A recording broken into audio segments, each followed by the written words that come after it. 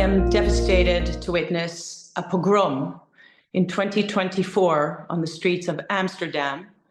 As we have seen all over the world consistently in the last year, the mainstreaming of the lethal hate that is unleashed, and the genie has been actually unleashed out of the bottle. And what we saw on the streets of Amsterdam, and it's still ongoing, I should mention, we have people that we haven't yet been able to contact, and Israelis instructed to hide in their hotel rooms. So Jews beaten and chased and hiding in Amsterdam as we speak.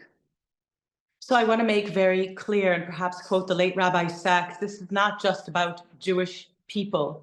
What starts with the Jews never ends with the Jews. It is the single most reliable predictor of the breakdown of societies, of the breakdown of morality, that targets the other, if you will, the Jew being the other, and the nation state of the Jews, i.e. Israel, now being the other, and the inability to accept difference in the other is actually, or the dignity of difference, as the late Rabbi Sacks referred to, is actually what is the best indicator to the complete collapse of the societies in which anti-Semitism is allowed to spread, to fester, to permeate in this way. And therefore, it is very important for me to premise it's not just about Jews. Jews all over the world have experienced a tsunami of anti-Semitism in response, or in context, if you will, to quote some American university presidents,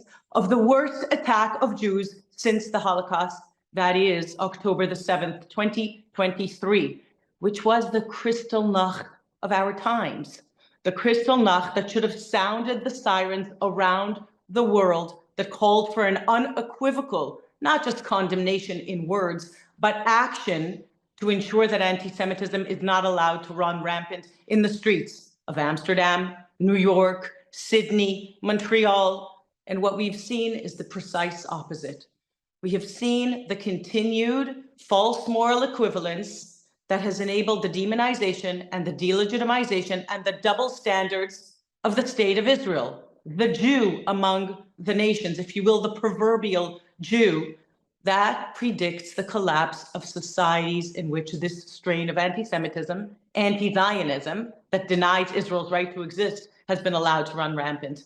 And so, indeed, it is, unless we act now and enforce rules equally and consistently now, it is going to get worse for Jews around the world. And, ironically or not, with this strain of anti-Semitism, anti-Zionism, it targets non-Jews. You need just believe in the right of the state of Israel to exist, or be identified or self-identify as a Zionist, which is just code for Jew, to be targeted by this lethal, mainstream, mutated strain of anti-Semitism. The level of an event like this, that the Israeli Prime Minister has to announce that there are going to be planes sent to rescue Jews from a European city after a football match. It says that the world has failed at the promise of never again.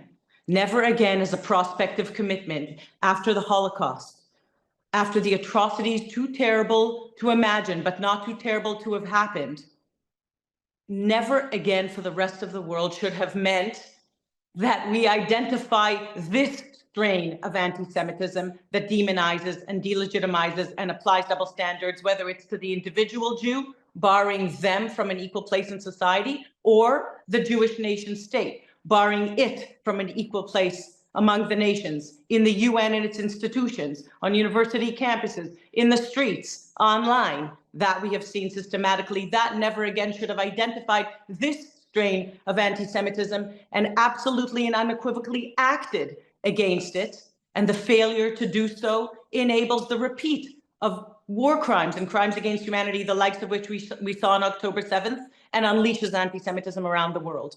But the second side of that coin, when the Prime Minister of the State of Israel, to which Jews returned after thousands of years of exile and persecution, that is the state of Israel, the nation state of the Jews, the single Jewish country around the world, the ability of the Prime Minister and of the State of Israel to send those airplanes, to begin to unravel what it is that happened and protect the people on the ground that are being attacked, that is the never again for us, the Jewish people.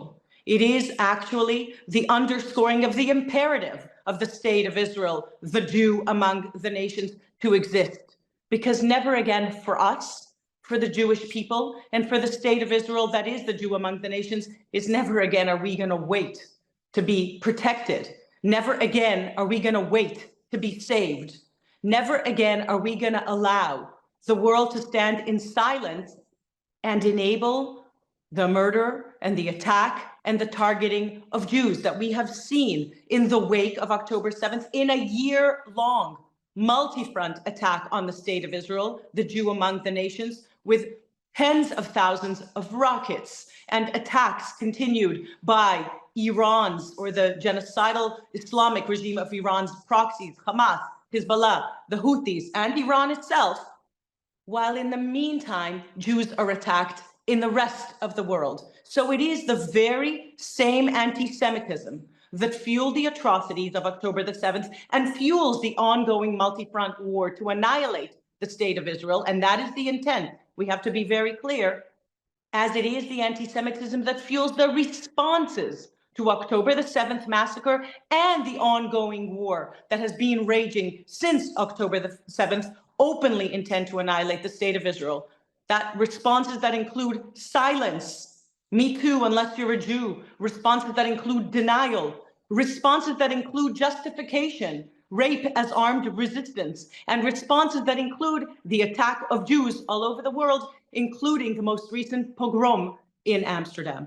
אז הם הלכו למשחק בלי בגדים של מכבי תל אביב, הם הלכו רק עם זה, ובמשחק הם החליפו בגדים, הם פחדו. הם שמו את הכל בתיק, את כל הצעיפים של מכבי, חולצות, ושם במגרש הם החליפו, וגם כשהם יצאו הם החליפו בחזרה.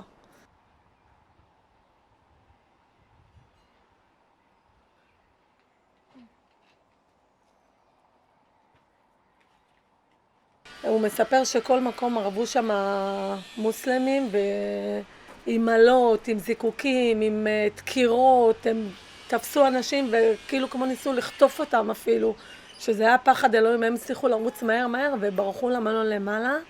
עד עכשיו הם סגורים במלון, הם מפחדים לצאת מהחדר. הם כולם, כל החמישה ביחד, מפחדים לצאת מהחדר. I was surprised. I am a bit concerned. Most of the time it's very safe, and I felt very safe for a long time as I've lived there. And now going back, maybe things have changed, but it could be that it was just one incident, we don't know. So I hope it's just gonna be that one time and that there is nothing to worry.